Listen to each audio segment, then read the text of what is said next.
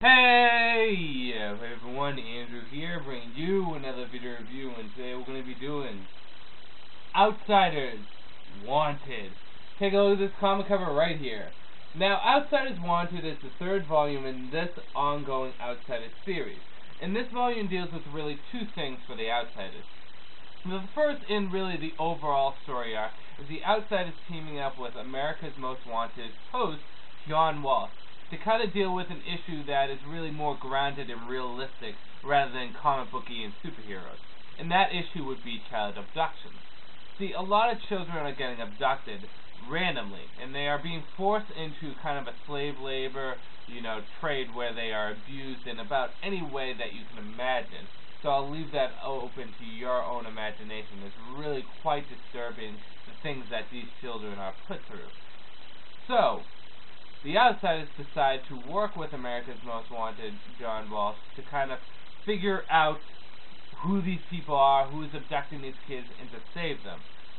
Things get a little hairy when you find out that these abductions have some kind of connection with Grace and her past.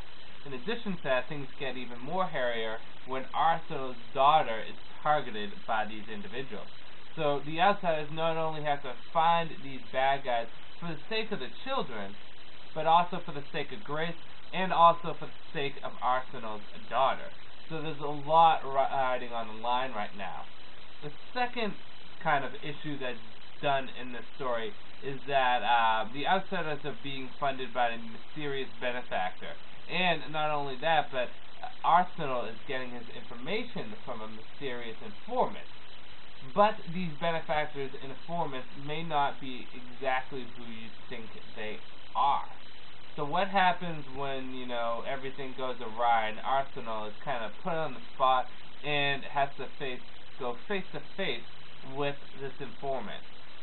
Well, you're going to just have to read and see who it is.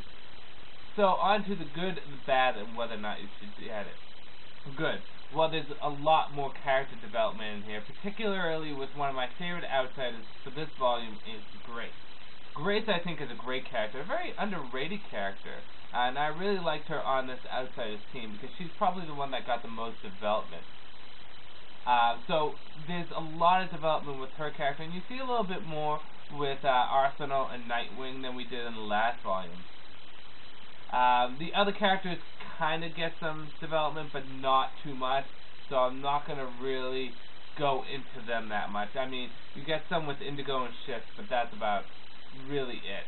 So, Grace really gets a lot of development in this. In addition to that, we also get Starfire join the team. So that's nice, because Starfire is always a welcome character on, well, almost anything, because, well, she's Starfire.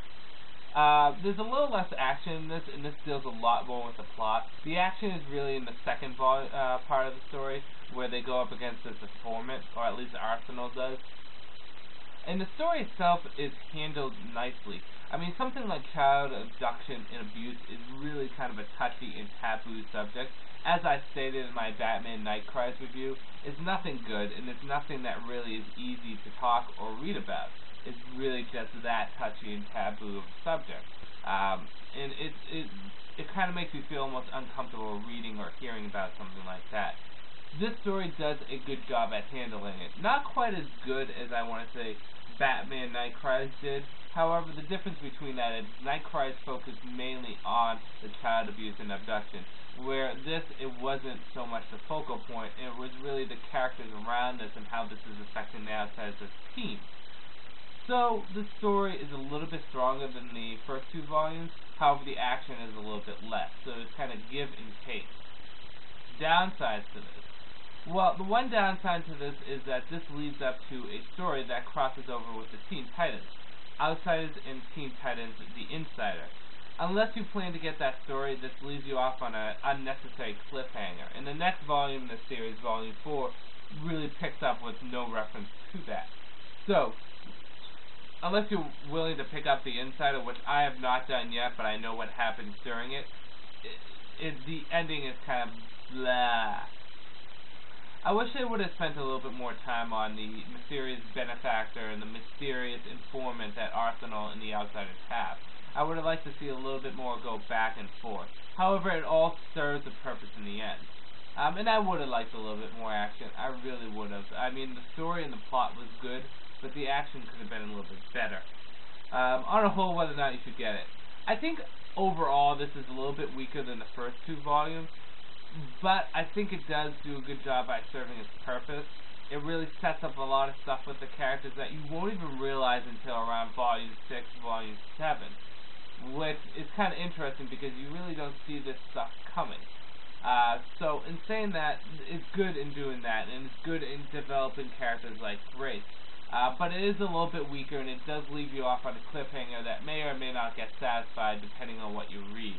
On a whole, whether or not you should get it, if you're reading The Outsiders and you continue progressing it, I would say get it, but it's not necessary. If you want to read The Outsiders, you can skip this entirely, and it probably wouldn't really affect your reading of The Outsiders.